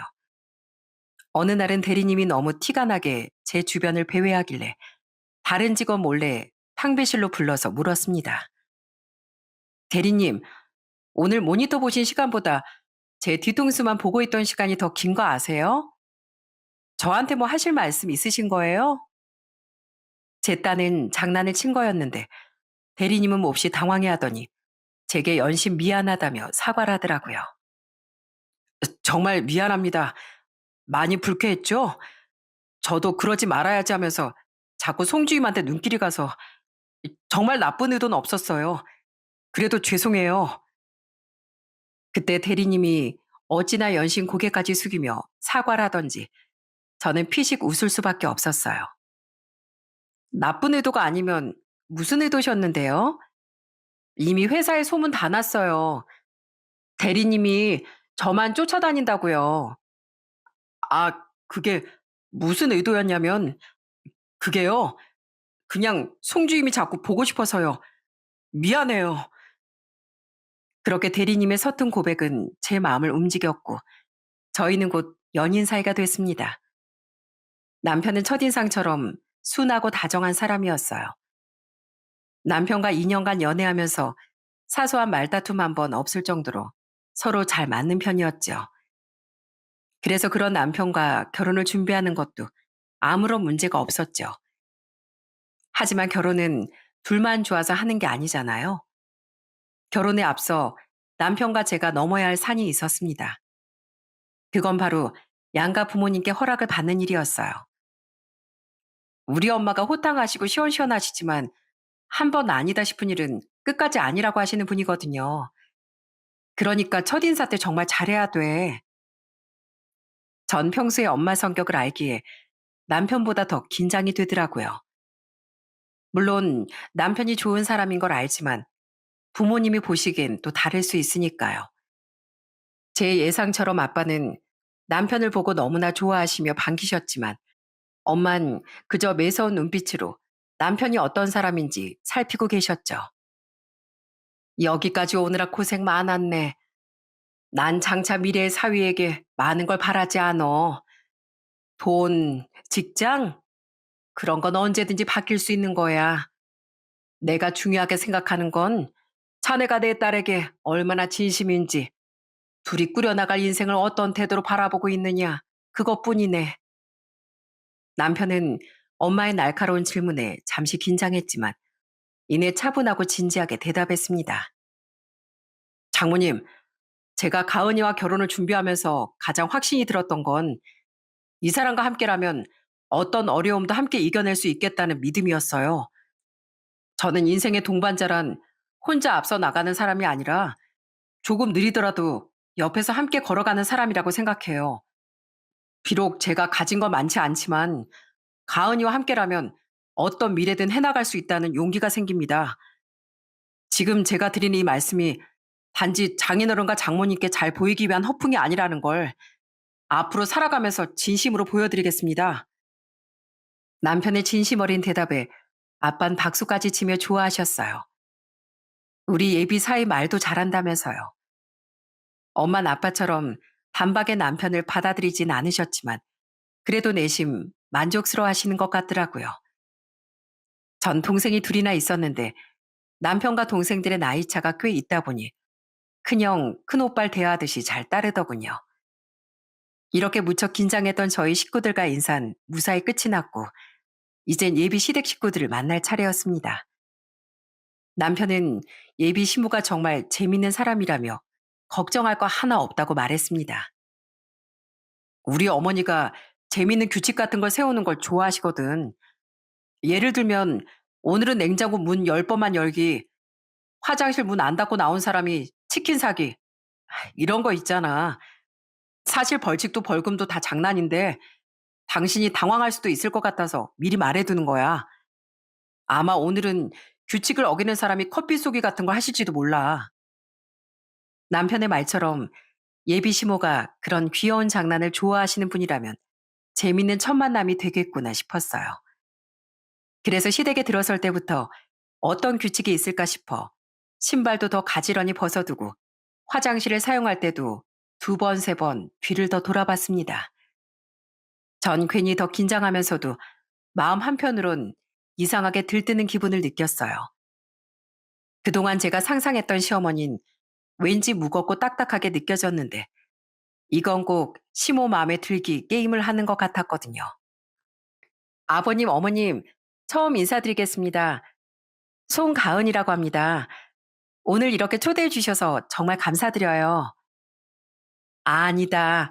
오히려 내가 고맙지. 어려운 자리일 텐데 그래도 재밌게 놀다 갔으면 좋겠구나. 내가 우리 예비 며느리가 집에 들어오는 것부터 자리에 앉는 것까지 지켜보니까 정말 바르고 예의가 있는 아가씨인 것 같구나. 다행히 예비 시모는 제가 유독 더 조심스럽게 움직였던 걸 좋게 봐주신 것 같았습니다. 저와 남편은 예비 시모가 정성껏 차려주신 저녁을 먹으며 화기애애한 대화를 나눴어요. 그렇게 좋은 시간을 보내다 제가 조심스럽기도 했고 원래도 밥 먹는 게 느린 편이라 가장 마지막까지 밥 공기를 비우지 못했어요. 그런데 그때 예비 시모가 갑자기 숟가락을 탁 내려놓곤 웃으며 말하시더군요. 우리 집에선 밥을 가장 늦게 먹는 사람이 설거지를 한다. 이게 우리 집 규칙이니까 아무리 손님이라도 따라야겠지? 넌 이제 우리 집 식구 될 사람이니까. 아, 네. 어머님, 설거진 제가 할게요. 제가 밥 먹는 게 조금 느린 편이어서요. 예비 시모는 원래부터 그런 규칙이 있었다며 제게 설거지를 시켰고 남편이 약간 당황하면서 시모를 말렸어요. 어머니, 저희 집에 언제부터 그런 규칙이 있었어요. 그리고 이 사람 오늘 손님으로 온 건데 설거지를 시킬 수 없죠. 차라리 제가 할게요. 그래. 며느리가 처음 인사 온 자리인데 어떻게 그런 일을 시키겠어? 그냥 우리가 치우자고. 당신은 며느리 당황하게 왜 그런 소리를 하고 그래? 남편과 시아버지가 모두 자리에서 일어나려던 절 말리자 시모는 약간 셀쭉한 표정으로 그만두라며 절 다시 자리에 앉혔습니다. 내가 언제 진짜 시키겠다고 했어? 그냥 장난으로 말해본 거지. 음, 귀한 손님이 며느님은 거실에 앉아서 과일이나 드시죠. 설거진 제가 할 테니. 저는 시모의 표정을 보자 차라리 10번이라도 제가 설거지를 하는 게 낫겠다 싶더라고요. 그래서 시부모님께 잘 말씀드려 남편과 나란히 서서 설거지를 끝냈어요. 비록 설거지 사건으로 약간 분위기가 묘해졌지만 그래도 큰 잡음 없이 무사히 자리를 끝마칠 수 있었고 이후에 양가 부모님의 상견례도 진행됐습니다. 그렇게 여러 관문을 거쳐 진짜 결혼 생활을 시작하고 보니 그때야 눈에 보이지 않던 현실이 보이더라고요. 우선 남편은 시댁 식구들에게 뭐든 다 퍼주는 스타일이었습니다. 여보, 당신 자동이체 되는 내역 살펴보니까 시댁 관리비까지 당신 통장에서 빠져나가는 것 같은데 이것 말고도 시부모님 두 분 핸드폰 요금도 당신이 내고 있지? 아, 그게 말이야. 처음에 가입할 때 내가 할인되는 카드가 있었거든. 그때 결제를 내 카드로 해놓고 까먹고 있었네. 그리고 사실 내가 장남이라 생활비를 도와드린다는 명목으로 더 드리는 것도 있었고, 나도 장녀라서 당신 마음 잘 알아. 그런데 이제 결혼도 했고, 이렇게 한 푼 두 푼 빠져나가는 돈만 모아도 꽤 큰 돈일 거야. 우리 앞으로 아기도 준비해야 되고, 집 대출금도 갚아야 하는데, 이런 건 이제 정리하는 게 좋지 않을까? 보니까 당신 시댁 식구들 OTT 서비스 요금도 다 당신이 내고 있지? 저는 결혼을 한 이상 양가 부모님과 독립적인 생활을 해야 한다고 생각했어요. 당연히 때마다 용돈을 드리고 필요하신 걸 돕는 건 자식된 도리로 기꺼이 해야 한다고 생각했지만 부모님의 삶에 저희가 무조건적으로 개입되거나 우리 부부의 생활에 영향을 줄 정도의 지속적인 지원은 조금 조율이 필요하다고 느꼈습니다. 남편도 제 생각에 동의했고요. 역시 당신이 현명하다니까. 내가 가족들 일이라면 쉽게 마음이 약해지는 것 같아. 그래서 그런데 당신이 경제권을 가지고 관리하는 건 어떨까? 내 주변 친구들만 봐도 전부 와이프가 돈 관리를 하는 게 좋다고 그러더라고. 남편은 아예 제게 경제권을 주며 월급 통장까지 내밀더군요. 저희 남편은 결혼 전에도 저만 보고 저만 믿더니 결혼 후에도 한결같이 제 말을 제일 먼저 듣고 제 의견을 가장 존중해주는 사람이더라고요. 저는 남편이 믿어준 덕분에 저희 가정의 경제권을 쥐고 더 계획적으로 살림을 꾸려나갈 수 있었어요. 물론 이 사실을 알고 시댁 식구들은 난리가 났지만요. 특히 시모는 저희 부부를 시댁으로 불러서 그 자리에서 대놓고 말씀하셨어요. 이해. 아무리 그래도 갑자기 모든 결제를 다 끊으면 어떡하니? 그 돈만 다 합쳐도 매달 50만 원씩은 나갈 텐데 그걸 네 마음대로 다 막아버리면 내가 얼마나 당황스러운 줄 알아? 네가 뭔데 내 아들 돈 쓰는 걸 감시하니? 내 아들이 벌어서 내 집에 쓰는 건데 왜 네 허락을 받아야 하냐고. 어머님, 그건 제 마음대로 막은 게 아니고 저희 부부 지출 계획을 세우다가 고정 지출이 너무 많아서 조금 조정한 거예요. 저희가 어머님, 아버님 용돈도 드리고 있잖아요. 필요하신 건 언제든지 말씀해 주시면 저희가 꼭 챙길게요. 하지만 시모는 제 말이 안 들리는지 그 다음부터 사사건건 마치 제가 남편 돈을 다 뺏어서 제 마음대로 쓴다는 듯 비꼬기 시작했습니다. 아니, 우리 아들은 정규직에다 벌써 승진해서 과장인데 겨우 계약직 직원인 며느리가 내 아들 통장까지 다 쥐고 있다니까. 세상에 이런 경우가 어딨어. 요즘은 며느리가 이렇게 남편 위에 올라서는 세상이니? 어머님, 제가 몇 번을 말씀드려요. 저희 집 수입 지출은 다 둘이 상의해서 결정하는 거라고요. 제 마음대로 하는 건 하나도 없어요. 참도 그러겠다. 태진이가 마누라 눈치 무서워서 뭐 말이나 하겠니? 그 착한 애가 다 너 하자는 대로 맞춰주고 사는 거지. 언젠가 한 번은 명절과 시부의 생일이 며칠 차이를 두고 겹친 적이 있었습니다. 시모는 아무리 며칠 차이가 안 나도 각자 따로 명절과 기념일을 챙겨야 한다고 우기셨어요.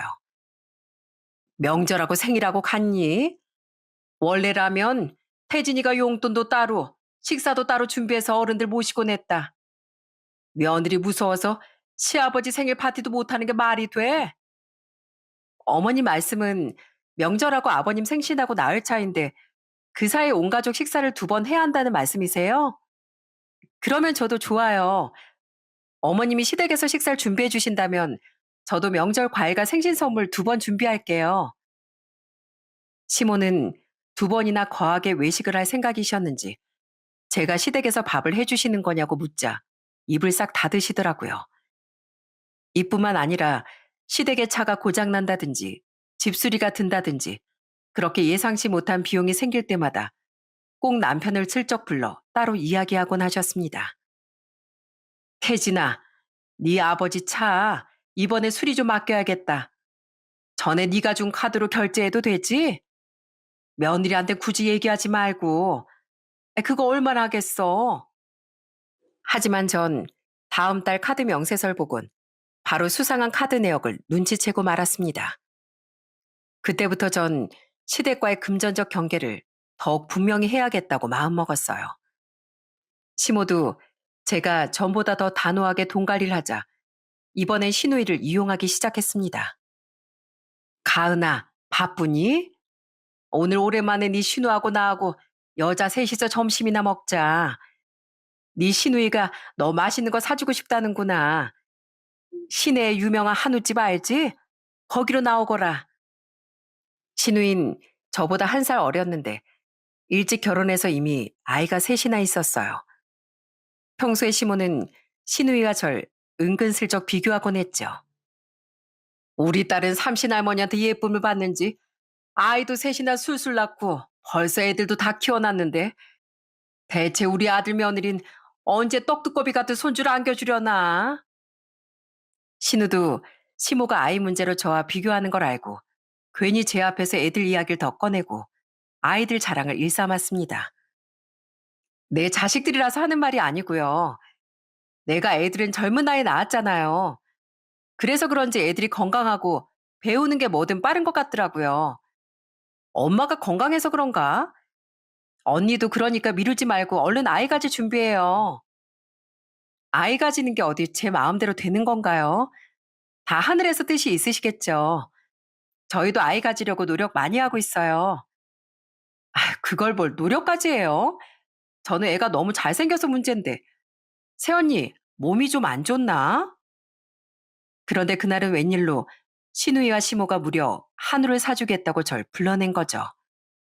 저는 약간 미심쩍은 마음이 들었지만 그래도 설마 무슨 일이 있겠나 싶어 가벼운 마음으로 식당으로 향했습니다. 새언니, 많이 먹어요. 가격은 생각하지 말고 먹고 싶은 거 다 시켜요. 어떻게 등심 좀 추가할까요? 언니 잘 먹는 것 같은데. 신우와 시모는 뭐가 그렇게 좋은지 연신 웃으며 비싼 한우를 실컷 주문하더라고요. 저도 덕분에 배 터지게 포식을 했네요. 그러다 식사가 슬슬 끝나갈 무렵 드디어 신우와 시모의 꿍꿍이가 뭔지 알게 됐습니다. 아, 고기를 너무 많이 먹었나? 나 화장실 좀 갔다 올게요. 새언니는 앉아서 후식 마저 먹고 있어요. 신우인 갑자기 배가 아프다며 화장실로 자리를 떴고 곧이어 시모도 급한 전화가 걸려왔다며 밖으로 나가버렸습니다.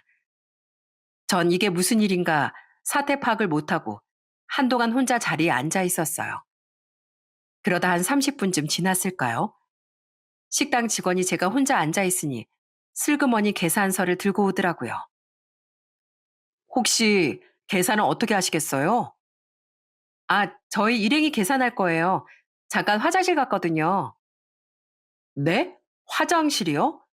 방금 화장실 청소했는데 아무도 없던데요. 같이 계시던 여사님도 아까 진작에 밖으로 나가셨는데 연락 한번 해보시겠어요? 놀랍게도 신우이와 시모는 절 골탕 먹이려고 저만 남겨두고 이른바 먹튀를 한 거였어요. 저는 하도 어이가 없어 그 자리에서 웃고 말았네요.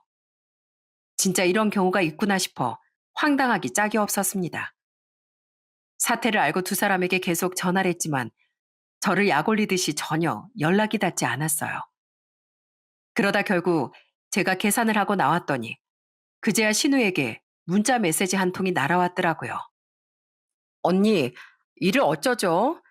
저랑 엄마 둘 다 너무 급한 일이 생겨서 먼저 나왔어요. 이자 일이 해결돼서 연락 남겨요. 언니도 집에 잘 갔죠? 그 문자를 읽는 순간 저는 더 이상 화도 나지 않았어요. 그저 기가 막히고 웃음만 나오더라고요. 전 애써 웃으며 덕분에 맛있는 고기 잘 먹었어요. 고마워요. 라고 답장을 보냈답니다. 물론 속으론 언젠가 이 일을 꼭 되갚아 주겠다고 다짐하고 있었죠. 하지만 아무리 생각해봐도 제가 직접 불러내면 두 사람은 절대 나오지 않을 것 같았어요. 그래서 이번엔 남편을 슬쩍 이용해 보기로 했죠. 여보, 내가 저번에 아는 언니 일 좀 도와줬는데 고맙다고 랍스터 식당 식사권을 준 거 있지? 어머님이 랍스터 좋아하시잖아. 아버님이랑 아가씨도 불러서 외식이나 할까? 정말? 그거 좋지. 근데 나도 아버지도 다음 주말에 선산에 갈 일이 있어서 안 될 것 같은데 그냥 어머님 모시고 동생이랑 다녀오는 거 어때? 다 같이 가면 좋은데. 아, 아쉽다. 그러면 당신이 어머니께 연락 좀 드려볼래? 당신 못 온다는 소린 하지 말고 나도 서프라이즈로 여자들끼리 좋은 시간 보내고 싶단 말이야. 남편은 제 부탁에 아무 의심 없이 시모와 신우에게 랍스터를 사주겠다고 불러냈고 두 사람은 순순히 식당으로 나왔습니다.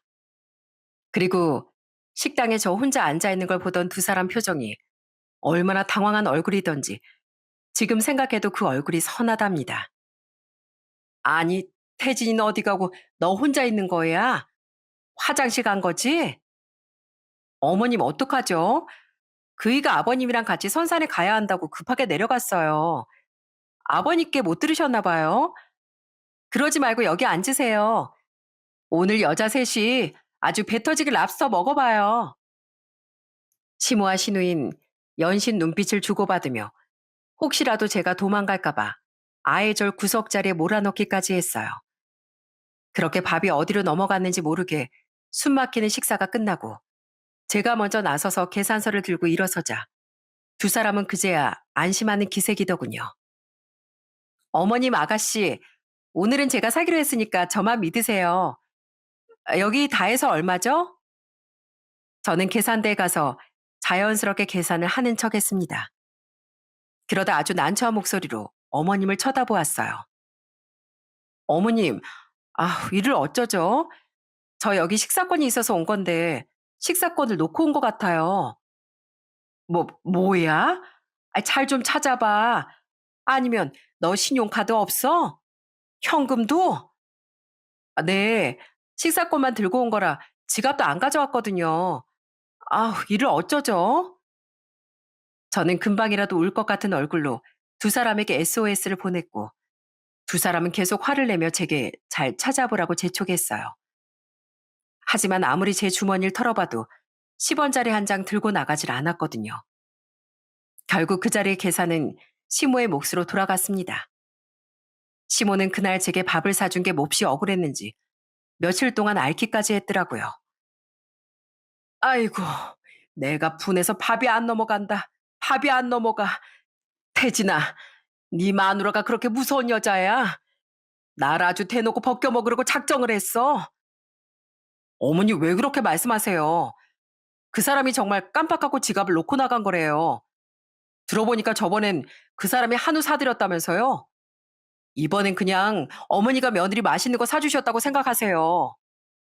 그래, 당신도 그만 좀 해. 며느리 밥 한 끼 사준 게 그렇게 억울해? 남들이 들으면 속 좁은 시모라고 욕해.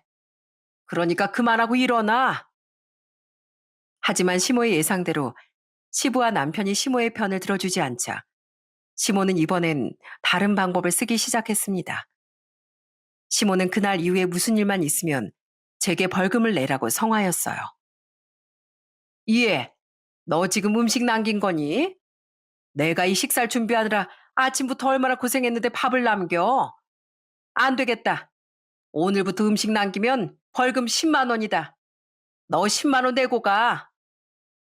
이렇게 말도 안 되는 규칙과 벌금을 들먹이며 틈나는 대로 제게 트집을 잡기 시작하더군요.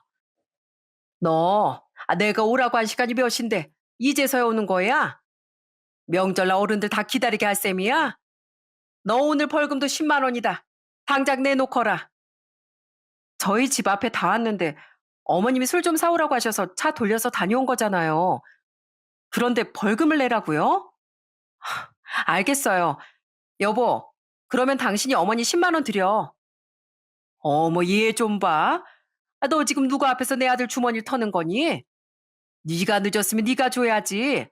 왜 내 아들 돈을 뺏어?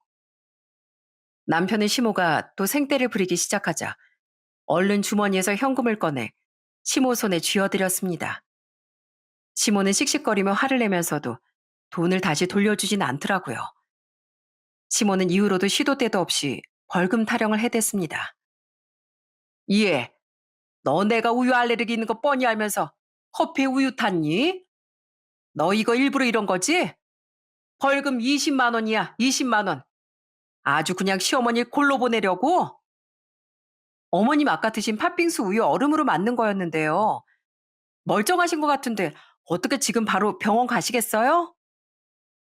하지만 저도 번번이 당하고만 있을 사람은 아니었어요. 그렇게 시모와 유치한 기싸움을 이어가던 어느 날, 어버이날이 다가왔습니다. 그때 하필 전 독감에 걸려 몇 날 며칠을 몸져 누워 있었어요. 이상하게 날이 따뜻한데도 계속 고열이 나고 배도 아프고 식은땀까지 줄줄 흐르더라고요. 새벽에 일어나 약을 먹었는데도 영 컨디션이 돌아오지 않더군요. 그때 하필 남편도 친한 친구 아버님이 상을 당하셔서 며칠 동안 빈소에 가 있게 되었어요. 우리 둘 다 시댁에 안 가면 어머님이 많이 서운해하실 텐데 어쩌지? 나라도 약 먹고 시댁에 다녀올까? 아니야. 당신 몸도 많이 안 좋은데 가긴 어딜 가. 내가 부모님께 말씀 잘 드릴 테니까 당신은 집에서 푹 쉬고 있어. 처가에도 내가 사정 말씀드리고 대신 선물 보냈어. 비록 저희 둘 다 갑작스런 사정으로 시댁엔 가지 못했지만 그래도 성의껏 용돈도 보내드리고 남편이 전화로 미리 연락까지 드렸습니다. 하지만 시모는 노발대발하시며 저에 대해 단단히 오해하셨더라고요. 너 솔직히 말해. 네가 태진이 집에 오면 돈 쓸까 봐 못 오게 막는 거지? 우리 앤 이런 날 집에 안 올 애가 아닌데 유독 너랑 결혼하고 나서 집에 못 오는 날이 많잖니? 안 되겠다. 너 이번엔 벌금 500만 원 내야겠어. 부모 자식 간의 이간질하는 며느리를 내가 도저히 그냥 넘어갈 수가 없다. 시모는 버럭 화를 내며 500만 원을 당장 보내라며 친필로 청구서까지 써서 보내왔더라고요. 제가 시모에게 항변하며 할수록 시모는 더더욱 크게 화를 내며 막말을 퍼부었고요. 네가 우리 아들 휘어잡고 사니까 시댁이 아주 우습지? 우리 아들을 꼭두가시처럼 부리니까 좋아? 내가 그동안 말을 안 했다만 왜 너한테 애가 안 들어서는 줄 알아? 네가 그렇게 신부를 고약하게 쓰니까 애도 안 생기는 거야. 너 인생 똑바로 살아. 그리고 당장 500만 원 입금하고 아니면 나도 가만히 안 있을 거니까.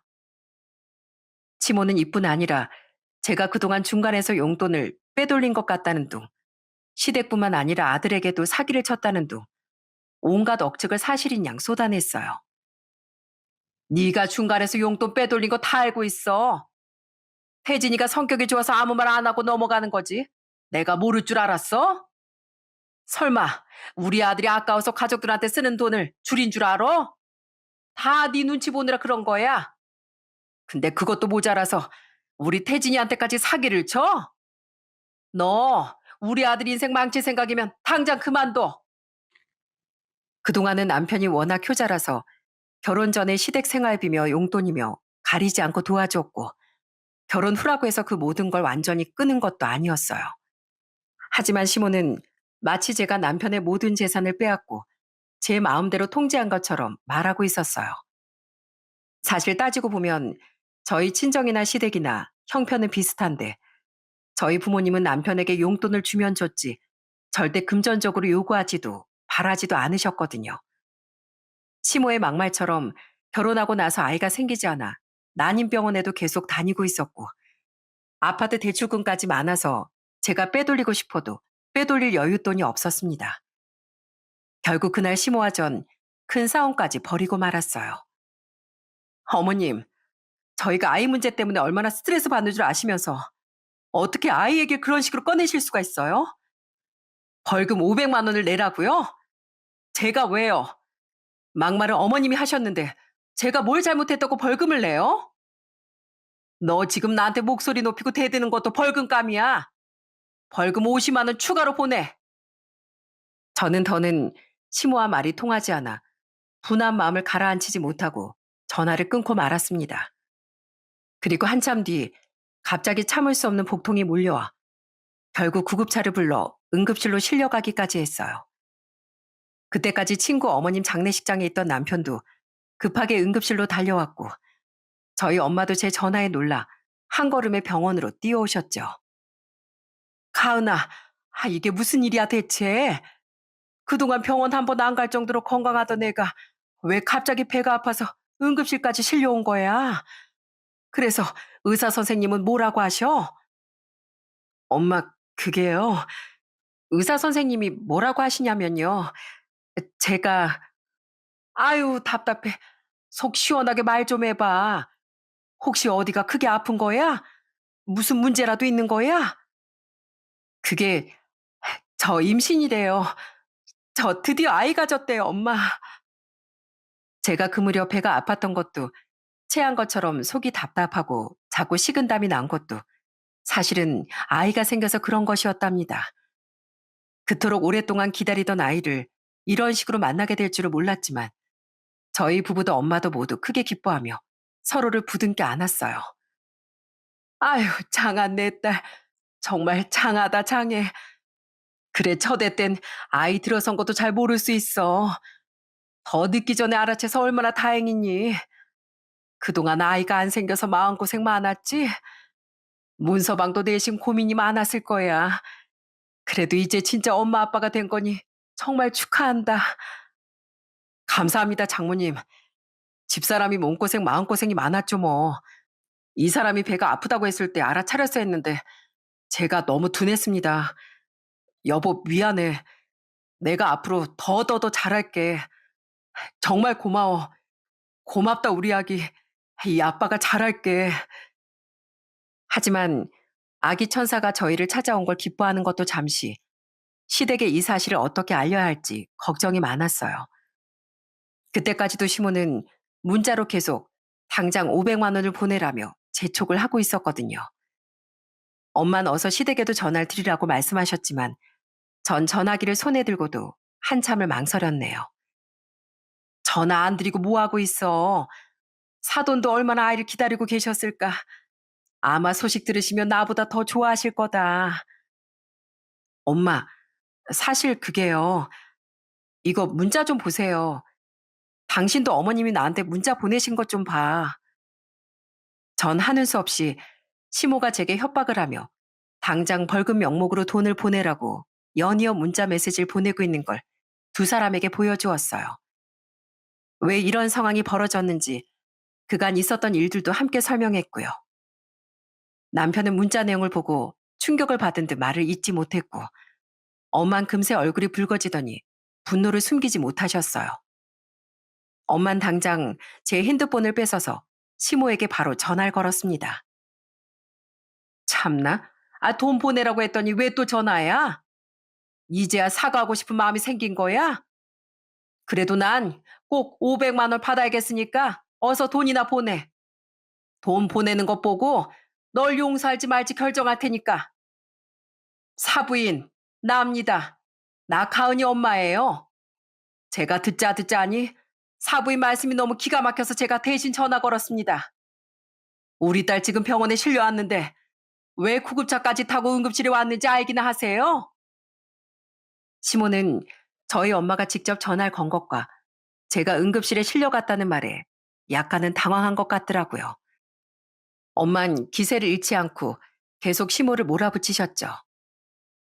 우리 딸 임신했답니다. 사부인께서 그렇게나 기다리던 손주 말이에요. 사부인 손주를 가진 며느리한테 지금 무슨 막말을 하시는 겁니까? 내 딸한테 벌금 500만 원을 내라고요? 아, 대체 왜요?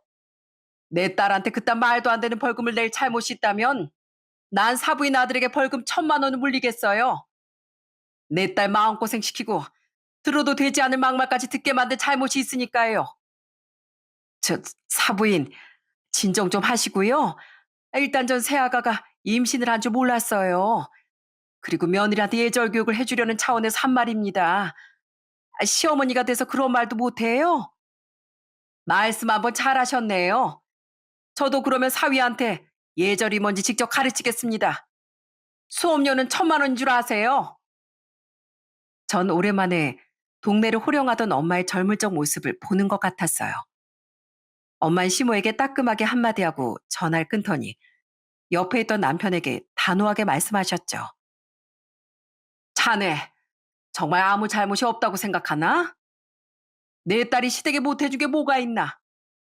자네도 자네 어머니 성미가 보통이 아니라는 거 알고 있었을 텐데 중간에서 뭘 제대로 조율한 게 있긴 하냐고. 결국엔 내 딸은 물론 뱃속의 아이까지 큰 상처를 받았지 않나. 나도 이번 일 그냥 넘어갈 수 없을 것 같네. 자네 마음이 진심이라면 그 증거를 보여주게. 내 통장으로 1,000만 원 입금해. 그래야 나도 자네를 다시 믿고 이 일을 덮을 수 있을 것 같으니까. 그전엔 나도 우리 딸도 만날 생각 말게. 엄만 이번 일로 제 건강은 물론 스트레스로 아이까지 위험해질 수 있었다며 남편에게 더 크게 화를 내셨습니다. 그리고 절 친정으로 데려가셨어요. 남편은 다음날 날이 밝자마자 친정으로 찾아와 저희 부모님 앞에 무릎까지 꿇고 사죄를 드렸어요. 장인어른, 장모님, 정말 죄송합니다. 가은아, 내가 그동안 잘못이 많았어. 당신한테 경제권을 넘겼다는 이유로 어머니와 당신의 갈등을 내심 모른 척하고 있었던 것 같아. 둘 사이의 가장 큰 문제는 바로 나 때문이었는데 말이야. 나도 모르게 불편한 상황을 피하고 싶었나 봐. 정말 미안해. 이런 문제를 만들어서 정말 죄송합니다. 장모님이 말씀하신 대로 내일 당장 차를 팔아서 1,000만 원 마련해 오겠습니다. 돈으로 해결하려는 게 아니라 장인어른 장모님께 제 진심을 알려드리고 싶습니다. 남편은 한동안 고개도 들지 못하고 그저 무릎을 꿇고 앉아 저와 부모님 앞에서 빌고 또 빌었습니다. 저는 그런 남편의 모습을 보고 너무 가슴이 아파서 그만 눈물이 났어요. 아빤 그런 남편에게 다가가 손을 잡고 남편을 일으켜 세웠고요. 아, 이 사람아, 왜 이러고 있어? 자넨 우리한테 사과할 게 아니라 어서 가은이한테 달려가서 안아주고 앞으로 잘하겠다고 하면 그만이야. 설마 자네 장모가 정말 돈을 받고 싶어서 그랬겠는가? 앞으로 아이도 데리고 다녀야 할 아빠가 차를 팔긴 왜 팔아? 저희 엄마도 남편의 진심을 느끼셨는지 어서 일어나 밥이나 먹고 가라며 남편을 용서하셨습니다. 그리고 다음날 시부가 저에게 전화를 주셨어요. 새아가, 나다. 내가 태진이한테 무슨 일이 있었는지 얘기 다 들었다. 내가 정말 얼굴 들고 다닐 면목이었구나. 이 시애미가 철이 없어도 너무 없어서 며느리 앞에서 집안 망신을 다 시켰더구나. 아마 긴 세월 아들에게 의지하고 살다가 결혼하고 독립을 시키니까 마음이 많이 허전했던 모양이야. 그걸 며느리 너한테 화풀이를 해댄 거지. 정말 미안하구나. 너한테 네 시어머니를 이해해달란 소리는 안 하겠다. 내가 집안을 제대로 건사하지 못해서 이 사단이 났으니 시아버지 날 욕해다오. 그리고 아이 가진 거 정말 축하한다. 축하만 받아도 모자랄 시간에 너무 큰 상처를 받게 해서 정말 미안하구나. 시부는 진심을 다해 그동안 본인이 집안 식구들에게 무심했던 거, 그리고 시모를 바로잡지 못한 것에 대해 깊은 사과를 하셨어요. 남편에게 들어보니 시모에게도 크게 화를 내시고 지금은 사람 취급도 하지 않으며 투명 인간처럼 대하고 계시다네요. 그날 저녁 남편과 함께 집으로 돌아온 전 앞으로 부모로서 우리가 어떻게 살아야 할지 오랜 시간 이야기를 나눴습니다. 여보, 난 돈 많은 부모는 되지 못해도 언제나 당당하고 아이에게 든든한 울타리 역할을 해주는 부모가 되고 싶어. 그러려면 우리도 누구에게 휘둘리지 않고 우리만의 기준을 가지고 살아야 하지 않을까? 설령 우리를 흔드는 게 부모님이나 다른 가족이 될지라도 우린 최우선으로 이 아이를 지키고 책임져야 하는 부모잖아. 당신 말이 맞아. 내가 아이에게 부끄럽지 않은 부모가 되려면 나부터가 먼저 부끄러운 일을 하지 말아야겠지. 고마워. 나한테 그런 생각을 일깨워줘서. 저는 비록 시모와 큰 갈등을 겪긴 했지만 이 일을 전화위복으로 삼아 앞으로 저 또한 부끄럽지 않은 부모가 되는 계기로 삼으려고 합니다. 그로부터 시간이 조금 흘러 지금 전 한 아이의 엄마가 되었어요. 저희 아들은 양가 식구들의 사랑을 듬뿍 받으며 무럭무럭 자라고 있답니다. 시부가 저희 아들을 얼마나 예뻐하시는지 주말마다 저와 아이에게 맛있는 걸 사주시겠다고 집까지 찾아오세요. 아이고, 우리 손주, 이 할아버지 왔다고 여기까지 나와 있었어? 오늘은 우리 며느리가 좋아하는 닭백숙 먹으러 가는 거 어떠냐? 근처 계곡에 경치 좋고 음식 맛있는 백숙집이 있다는구나. 저는 저희 시부가 이렇게 다정하신 분인 걸 이제 알았다니까요. 손주에게도 정말 인자하고 따뜻한 할아버지시고요. 여러분이 궁금해하실 저희 시모는 현재 매일같이 제게 전화를 하시고 미안하다며 100번 사과를 하시는 중이긴 합니다. 예, 어머마, 네 시아버지가 난 쏙 빼놓고 매번 혼자 손줄 보러 간다니까. 너 아직 마음이 덜 풀린 거야? 내가 정말 잘못했어. 나도 우리 손주 한 번만 안아봤으면 소원이 없을 것 같구나. 혹시 너 아이 보기 힘들거나 집안일 하기 힘들면 언제든지 나 불러라. 전 처음엔 도저히 마음이 풀리지 않아 그런 시모를 아예 무시하고 있었거든요. 그래도 시간이 조금 흐른 지금은 완전히 무시까지 못하고 시모가 제게 해주고 싶다는 걸 마음껏 하시게 내버려 두고 있어요. 어머마, 혹시 먹고 싶은 건 없어? 네 남편 먹고 싶다는 거 말고 너 먹고 싶은 거 있으면 언제든지 말해라. 내가 당장이라도 음식해서 갈 테니까. 어머니 그러면요. 저 냉면이 먹고 싶은데 냉면 해주실래요? 시장에서 파는 거 말고요. 동치미 국물로 집에서 직접 만든 냉면이요. 냉면? 고장 먹고 싶은 게 냉면이야? 아유, 알겠다. 내가 당장 만두까지 해서 집으로 들고 가마. 넌 더운데 나오지 말고 집에서 기다리고 있어. 금방 해서 가마. 이것도 다 시모가 제게 해주고 싶다는 걸 받아주고 있는 거니까. 저 너무 나쁜 며느리는 아니겠죠? 저희 엄만 그래도 손주를 보여주는 것 가지고는 절대 흥정하지 말라고 하십니다. 아이를 무기 삼아 쓰는 건 너에게도 아이에게도 결국 상처로 남는다. 그러니까 아직도 시모에게 서운한 마음이 있거든. 너랑 네 시모 둘 사이 문제로 남겨도 어른들 일에 어른들 선에서 끝내는 게 맞아. 저도 저희 아이는 어른들 일에 휘말리게 하고 싶지 않아. 시부모님이 손주가 보고 싶다고 하시면 언제든지 보여드리고 있답니다. 제 아이는 사랑만 듬뿍 받고 자라야 할 존재니까요. 여러분께 지금까지 제가 들려드린 이야기 어떠셨나요? 좋은 부모님 밑에서 나고 자라 남편을 만나 결혼하고 시댁식과 이런저런 사건을 겪으며 제가 깨달은 건 하나랍니다. 그건 바로 어떤 관계든 서로 존중해야 한다는 거예요. 아무리 가족이라고 해도 서로의 삶에 함부로 침범해서는 안 되고 내 권리를 찾는 걸 주저해서도 안 된다는 걸 배웠습니다. 시댁이라는 이름 아래 당연한 희생을 요구받는 일은 당연한 일이 아니라고 제 이야기를 통해 말하고 싶습니다. 날 지키는 일이 곧 가족을 지키는 길이기도 하니까요. 앞으로도 제게 어떤 일이 닥치더라도 저는 더는 침묵하지 않을 겁니다.